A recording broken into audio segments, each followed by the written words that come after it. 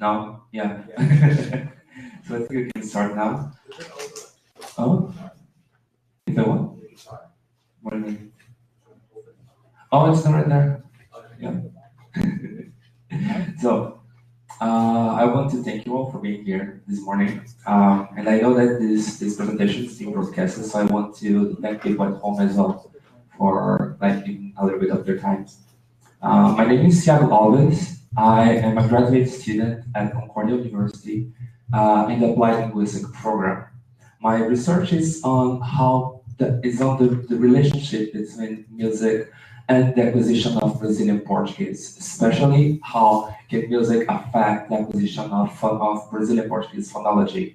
I'm going to present for you today a final project that was developed in the summer course that I took at Concordia with Dr. Walcir Cardoso, who is present here. Thank you for coming.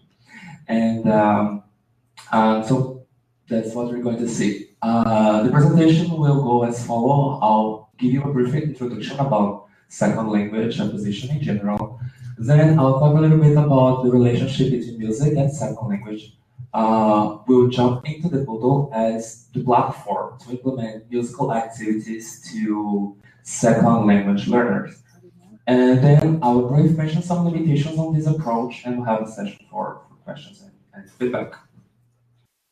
So, second language acquisition. How do we acquire a second language? There are some theories and hypotheses that were developed in this field to explain on how we acquire a second language. One of them says that we acquire a language, a second language, the same way kids do in their first language. They just need to be present to the input. So if you are in a country where people speak this language, this is enough to acquire the language. Some researchers, they disagree. They say that input is important, but it's not enough, because to develop communicative skills, you need to have a deeper processing of the language. To do this, you need to produce language. So input is important because it gives you the material that we acquire to start producing language. Some theory says that the best way to produce language is through interaction, because when you are actually interacting with someone in your target language, you have to have the input and to have to produce language in your output. And this input is different with communication because the person that is talking to you has the intention to convey the meaning. They want you to understand what they're saying. So they will make them comprehensible enough for you to get it. And when you produce the language, you want the person to understand as well. So you make it comprehensible.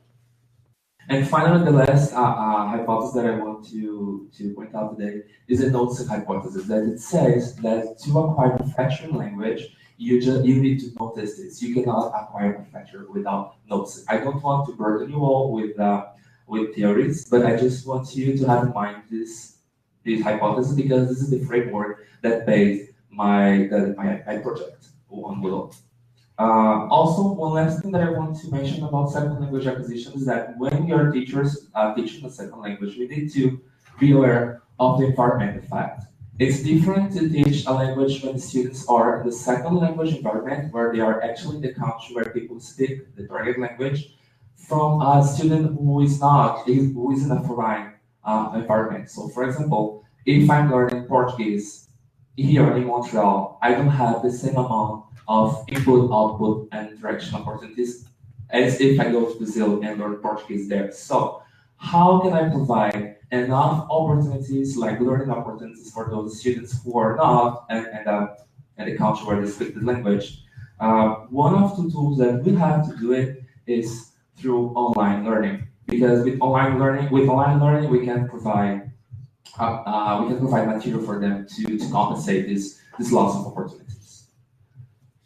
So, music and second language. Music and language is known, it's proved that they are completely related. Some researchers go as far as to say that they are two sides of the same coin.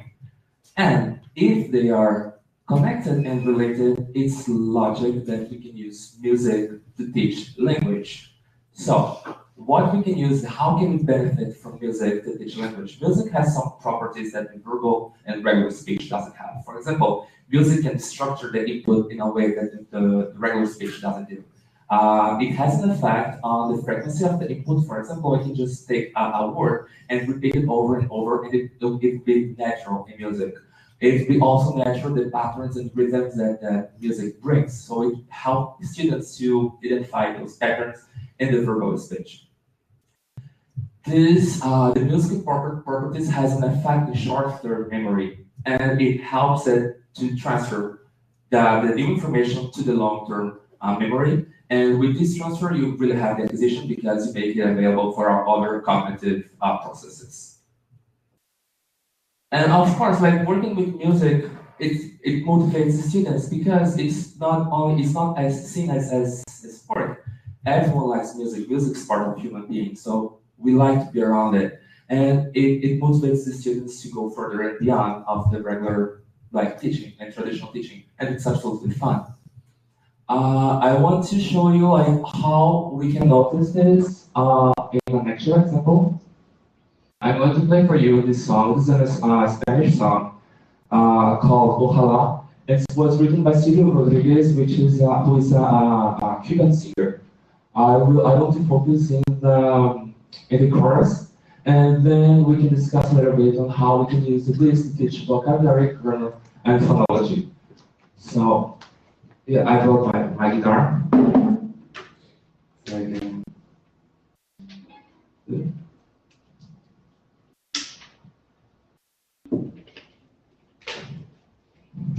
I will turn on the mic so my voice won't be louder than the guitar. So, can you all hear me? Yeah. Yeah, better. Good. Please don't be too scared of my voice.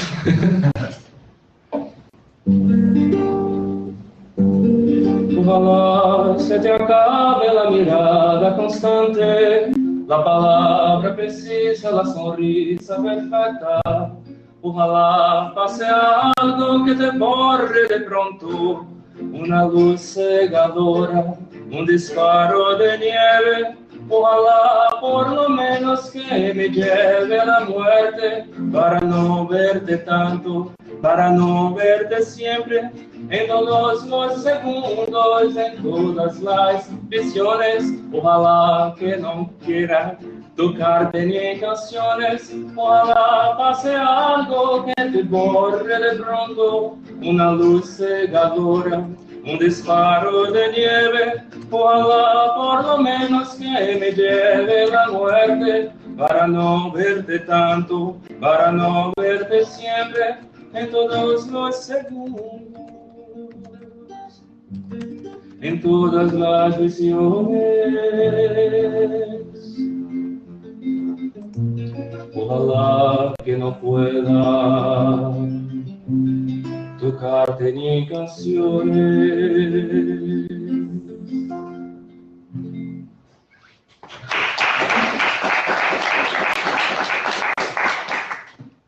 So, if you never, so if you never studied Spanish before, and if I ask you if there is one word you learned in this song, what would guess it be? Any guess? Ojalá? Yeah, that is the word that everyone learns in this song. You cannot copy it. You cannot have it. And why it happens? Because this word is so frequent in the output that you cannot avoid it. Is it working? Yeah. You cannot avoid learning it. No. You have. Oh? Actually, I wonder if it's okay if you did it without the microphone. We actually get a better pickup without it. Oh, yeah? Can you Okay. hear him clearly without the speaker? Yeah, it's fine. Yeah. Without the microphone? Okay, good. So I'll turn it off. So, the input is so frequent in this song, the repetition, if you have like 12 to 15 times a repetition in this song, that you cannot avoid it. You will learn it. Repetition is very important in language learning. We learn through repetition, but if you try to make a student repeat the same word for 12 times, I think he'll be really mad with you and probably won't want to come back to your class anymore.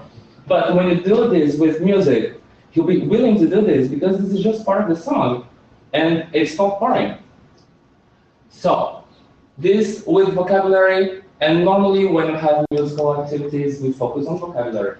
But I want to go beyond and to show that we can use music to teach grammar as well. This one is not, as if you're not a Spanish speaker or a Spanish learner, it's kind of hard to see right away. So what I want to point out is that with this song, you can learn the subjunctive mood because of the repetition as well. You have this mood. Oh, I forgot to say what ohala means. It means that God allows. It's a very strong wish in Spanish. So it's like God allows that it happens. Okay. And then here you have the subjunctive mood. And this subjunctive mood is a problematic mood in Spanish because the form is hard because sometimes it's very far from the root of the verb, and also the meaning that it conveys. So we have the repetition like about 12 to 15 times as well. So students will be practicing the form without you telling them to repeat until they get it. And more than the form of the verb itself, you have the position on how to use, you have also how to use this mood within the structure of the phrase, because if you notice, the subjunctive will always come after the conjunction que, that in Spanish commands the subjunctive. So, if they have the information about the vocabulary, that ojalá it's a way of expressing wish, then they know that subjunctive comes after this wish. You can help them, you can induce them to come up with this rule, that after a wish, you use subjunctive. And it's a rule in Spanish. You can replace this, for example, with quiero, quiero que las hojas no te toquen, or you can replace it with espero que las hojas no te toquen. So this is a way that you make induce students to acquisition without actually spending a lot of time in just boring grammar class. And the final aspect that I want to point out on how we can use music to teach language is for the phonology that we can notice in this song is the contrast between r and r in Spanish. If we see in the chorus the amount of input you have on those sounds, and the alliteration that the composer did in this works in a way that the r is very frequent, but the r is not. So the unicity of this sound makes this salient. You can just make students aware that those sounds are different and that you can introduce them to make different words. You don't need to spend the whole class talking about sounds. You can just use it. This is an example in Japanese as well on how music can help with vocabulary. For example, this kanji here, Suzuki, it needs to continue. It's spread all around in context. You can see this, for example, on Facebook. You have it here. It means continue reading, or if you like anime, you can see this by the end of a lot of animes. It means to be continued. So this kanji, it is a personal experience of mine. I was seeing this input a lot, but I could only process this kanji when I learned this song. And then when I saw this there, I could see it all around. So now we're here to talk about Moodle. Yeah. We'll get there. So music has been used in the classroom, right? We know that music can be used as an input. The teacher plays a song, and students would probably just make traditional activities to the gap, and that's it. The problem there is that the student doesn't have the control on the actual input. They cannot go back and forth. They cannot hear as much as they want. They cannot repeat it because they are dependent on the teacher's will. It does not offer learning opportunity outside the classroom, so they are confined to this input inside the classroom. Whereas with Moodle, and finally we get there, is that Moodle offers not only input opportunity, but also opportunity for output, interaction, conversation, motivation, and it extends the overall learning experience, and I'll show you in the project that I developed. So here is the main page of my Moodle, and I decided to use Moodle Modules to implement musical activities. The first module that I chose was forum. With this exercise, this is a Portuguese video clip that I just embedded on Moodle, so students don't need to go outside my environment. They can stay there, and they can hear the song, and they have the control on the input. They can go back and forth as much as they want. And after this, they have the topics where they can discuss the content of the music. I can choose a meaning point, I can choose a grammar point. But only there, we can see that their experience is more complex because they will be receiving input, controlling the input, they'll have output opportunity because they will produce language in the discussion, and they'll be interacting, which is one of the most important things in language is to interact. They'll have the option, for example, this one I set up to discuss meaning. Choose a phrase of the song and explain its meaning. The students have many choices to choose on how they're going to explain it. They can just type it and make it as plain text, or using some plugins, they want to choose use Moodle. They can on the text editor add audio files. Well, they can record audio, they can record video, and then they can add other visual input. So it will enhance the input and make the lectures more salient. Here, for example, I have a suggestion that music can be produced in output. So I can sing the song to explain the meaning and then to discuss about it. What is very good on Moodle is that students will be at home. They will feel more comfortable to sing because it's very hard to take a student in classroom and put in front of the classroom and ask him to sing. It won't happen. But if they're home, they'll be confident enough because they can do it again until they are happy with the results, and then they can post it. And then, as you can see, like there is a video of me singing the part of the song. I explain the meaning, and I have another student commenting on what I did. So the interaction we have because I can just click on reply and I can interact. The second module that I chose was glossary, and the glossary is a great way to make input salient because you make students focus on a specific point. Here, in this case, vocabulary. So they have to choose a word from the song and they have to explain this word. And not only explain the meaning, they have to produce the word. So they will record the audio and other students can hear this. And it's important because they will give different accents.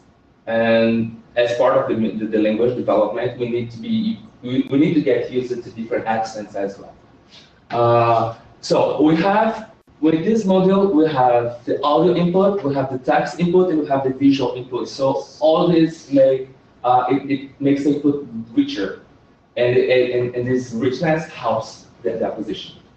Here's another example with the audio input, with the visual input, and making the word volume more salient.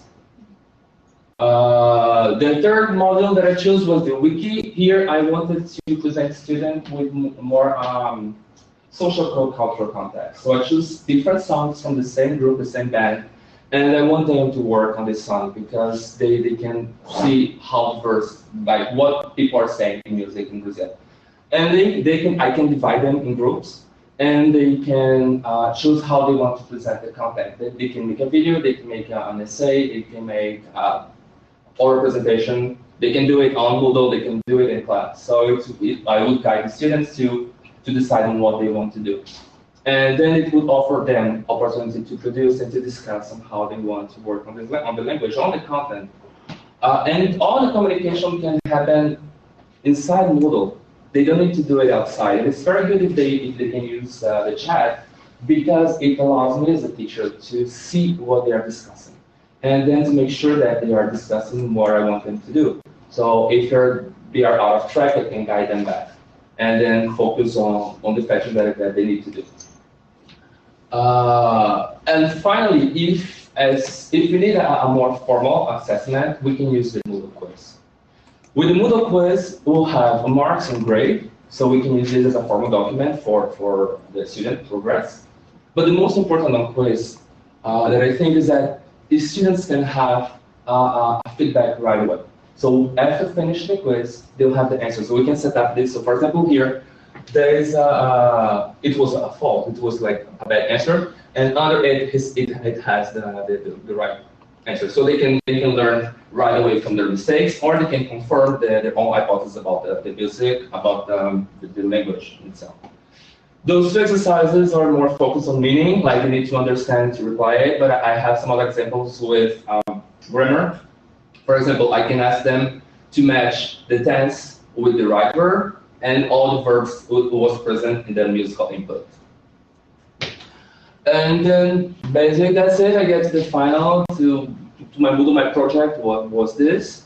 I just want to talk a little bit about the limitation of this approach. It's just that I think that it's only limited by teacher creativity and by the students' willingness to really go into it. But as a friend of mine from the school pointed out, those two limitations are really related because the teacher needs to be creative enough to engage students on their activities, because if he does it, the students will be willing to do it. So, and I guess we got at the end of the presentation. So, have any questions and feedback?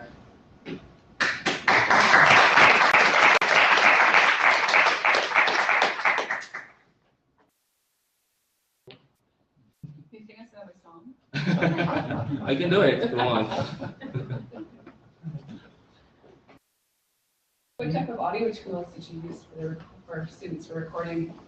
So when I'm sorry, I didn't get it. Like so when the students do their own recordings in the forums, for example. What kind of audio recording? What kind of audio recording do you use, like the plugins? It's the Moodle. They don't need to get out of Moodle, because okay. let me just. Is that video, so video as well? Yeah, I'll show you there in the video, in the text editor. If you see here, when you install the plugin, the text editor, they will have the option to record audio, to record video, to make a drawing, to take picture, or to attach a log file. Right. So they don't need to go in there. It's very easy. Just click it and it drops on your screen. We use Nanagon, but it's not. Nanagon, you cannot do this. I use Nanagon for assignments, but not for the editor. Okay, good, thank you. You have a question? That was my question. Oh yeah. I think there is someone talking specifically about Moodle this afternoon. In French. Probably. Yeah. Is it you? Yeah. Can Okay. you do French and English? I can explain you later in English. But Okay, yeah, I know. Yeah, I think it'll be interesting. Great, thank you. So. Nobody's actually going to ask a question. Do you know anything about use of people who are deaf for music, people who are tone deaf who can't sing? For example, what the effects will be for those people? Whether you would have a positive effect If they can sing? Oh, that's if interesting. who cannot follow a melody, for example. Oh, it's interesting. Well, I know that music and ability to recognize music and to follow a melody helps them to recognize patterns that are not present in their first language. I don't know, I haven't read anything about people who has a problem with this. I believe it would be very effective for them to use music to teach them. You would need to adapt, you need to use different kinds of teaching because they cannot follow. Is the melody, seems to me, is not the most important part.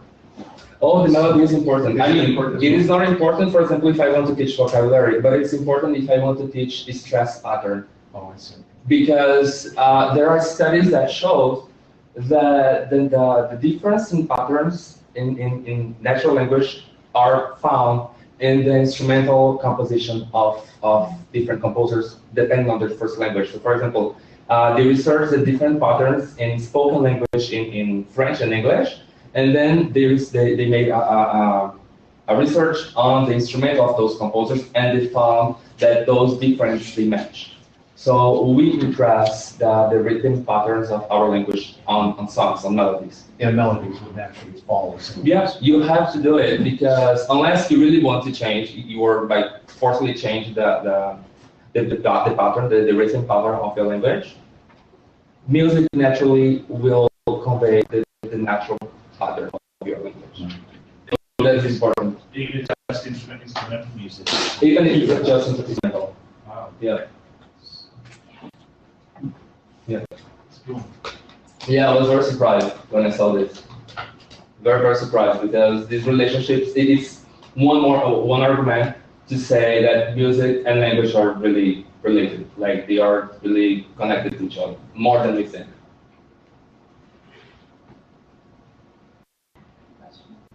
what are the, like, what do the studies say about, like, have they done any comparisons about, language acquisition in music versus language acquisition in the regular classroom? Like, is there a comparison to if there is Yeah, students? I'm not aware of this comparison, but I know that there are people know that music helps learning. Like this is established and this is proven, so that we have no doubt about it. But what's very surprising is because we don't use this to develop new methods of teaching. We just stick with the same methods. Use music as an input, and then you make people fill the gaps and work on vocabulary. So what I want to do in my research is just to do it. I want to use music in a new way. I want to use music not only as an input, but also as an output. Because that will help students to control the output and then to get used to the new patterns in this language. So I guess that's it. Thank you so much.